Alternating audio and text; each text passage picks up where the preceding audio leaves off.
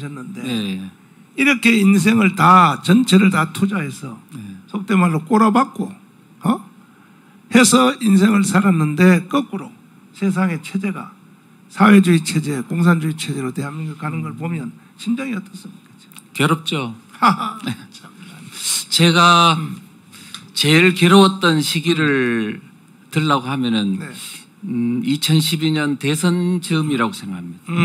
왜냐하면 그때 12월에 대선이 있었고 4월에 총선이 있었습니다. 네. 총선 때 한번 잘 생각해 보십시오. 민주당과 통진당이 야권 연대를 해가지고 정권 잡겠다 했거든요. 그때 총선 이후에 그 통진당 내부의 비례대표 부정선거 문제 때문에 내분이 없었으면 야권 연대가 통진당과 민주당과 야권 연대가 유지돼 가지고 대선에 임했을 겁니다. 그렇지. 그때 통진당이 아마 200만 표 이상 얻었고 10% 이상 얻었습니다. 국민의 지지율이. 근데 그때 이석기 그룹이 주도적인 역할을 하고 있었지 않습니까? 그렇죠. 그런 상태에서 민주당과 야권 연대가 총선에서 임했고 그때 대선에서 같이 임했으면 아마 통진당과 민주당의 공동정부가 구성됐을 건데 그때 과연 대한민국은 이미 벌써 전에 그때 끝났을 겁니다. 그래서 저는 그때 국민들이 정말 각성하고 했었으면 참 좋았을 텐데 그걸 모르고 마치 당연히 이기는 게임인 줄 알고 있다가 대통령이 끌어내려지는 사태 지금에 이르게 된 거거든요. 그래서 우리가 지금 현재 이 상황을 보면 우리 국민들의 어떤 그런 체제에 대한 위기의식을 못 갖춰내는 자업자득이 아닌가 이런 생각이 들고요. 그래서 지금 대한민국이 정상적인 국가가 아니고 저는 개인적으로 생각할 때 20세기, 그러니까 20세기 2차 세계대전 이후 많은 어떤 국가들이 있었지만 선진국이 혁명이라든가 뭐 쿠데타가 아니고 이런 선거를 통해서 반체제 세력한테 정권을 내어주는 사례는 지금 인류 역사에서 없지 않았나. 기가 막혀. 그래서 이거는 제가 볼 때는 앞으로 연구 대상이고 이 사안이 앞으로 미국이나 유럽이나 이 사회주의 체제로 만약에 넘어간다면 이 사례는 매우 모델이 되는 사례가 아닐까. 그래서 지금 이 사례는 대한민국뿐만 아니고 전 세계 자유민주주의 역사에서 가장 나쁜 사례로 저는 그렇게 판단하고 있습니다. 근데 우리 눈에는 보면요. 예. 이미 대한민국은 끝난 것 같아요. 자꾸 느낌에. 뭐 대충 보면 그런 느낌이 들긴 합니다. 강 변호사님. 네. 아니 이렇게 주민자치법을 통하여 아예 그냥 내년에 정권이 바뀌기 전에 공산주의로 이 사회를 굳혀버리려고 하는데 도대체 국민의힘 정당은 뭐하고 있습니까? 그 사람들. 뭐 저도 잘 모르겠고요. 아니 한동안 거기 있었잖아요. 요즘은 뭐 저도 관심이 없고요. 거기는 희망이 없는데 지금 정권 교체라는 열망 자체는 워낙 지금 절대절명으로 중요하기 때문에 뭐 국민의힘도 예의주시할 필요가 있고요. 하여튼 국민혁명당이 국민의힘도 감시하고 바꿀 수 있는 그런 힘을 갖고자 지금 천만 조직이 너무나 절실히 필요하다는 겁니다. 국민의힘에 맡겨서는 안 될 거라는 게 이미 다 드러났고요.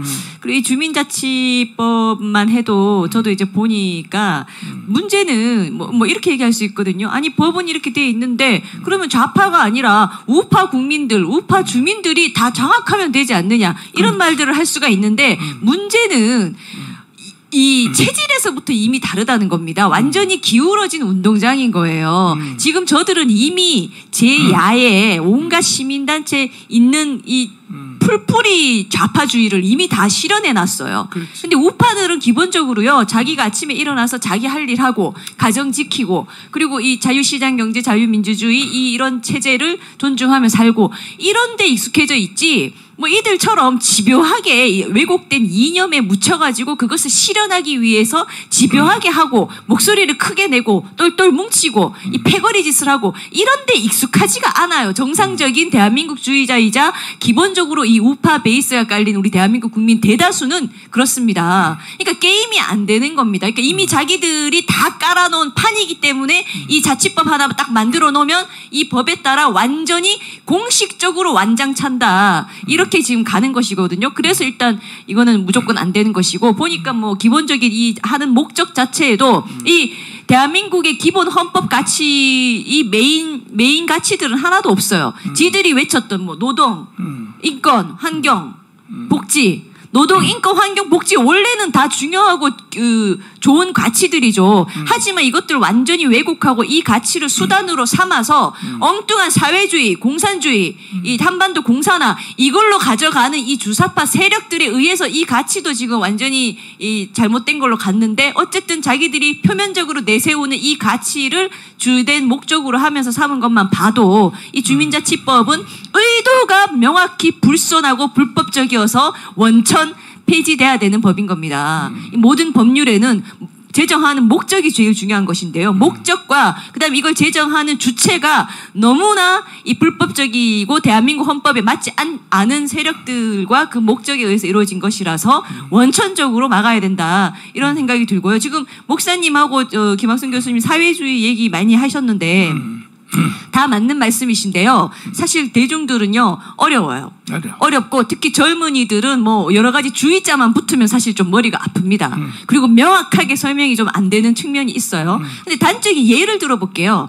이 지금 대한민국의 주사파 민주당 정치인들이 외치는 사회주의는요. 잘 들여다보시면 정말 속으면 안 돼요. 첫 번째, 본인들이 사회주의가 완전히 된 나라에서 지배를 받는 국민으로 사는 건 절대 원하지 않아요. 그걸 보셔야 돼요. 본인들은 사회주의가 지배하는 나라에 일반 국민으로 사는 건 전혀 원하지 않아요. 얘네들이 원하는 것은 사회주의로 일반 대중들 국민들은 사회주의로 지배를 해놓고 이렇게 된 나라에서 정치 권력 잡고 그다음에 본인들이 고위직에 있으면서 누릴 거 누리는 그 세상을 지금 원하는 겁니다. 그 실 예를 들어볼까요?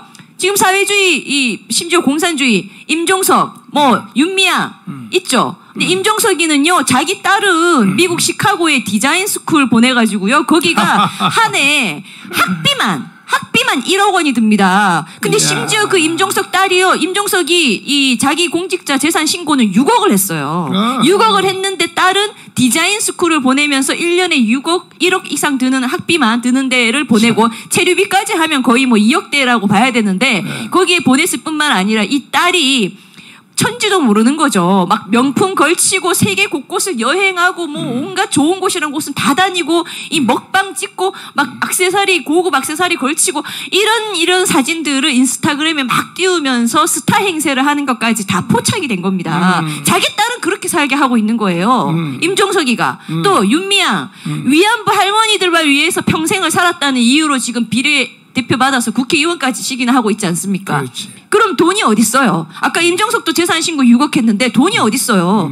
그리고 윤명도 마찬가지입니다. 근데 자기 딸은 미국의 피아노로 유학 가 있어요. 거기도 그 학교가 1년에 수억 원의 비용이 드는 학교입니다.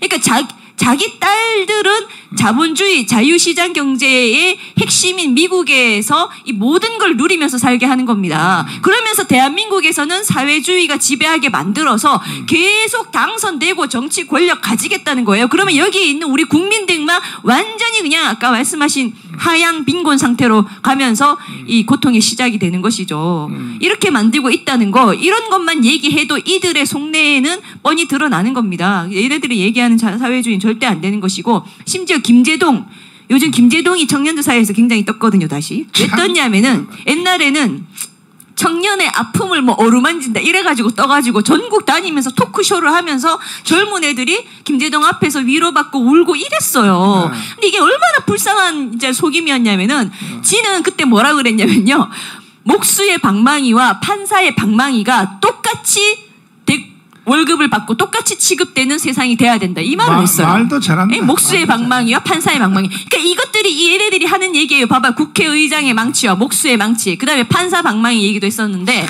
이랬던 인간이 지는 문재인 정권 딱 되고 나니까요. 온 그 민주당으로 깔려있는 지방자치단체 찾아다니면서요. 1시간 이빨 터는데 수천만 원의 강사료를 받았습니다.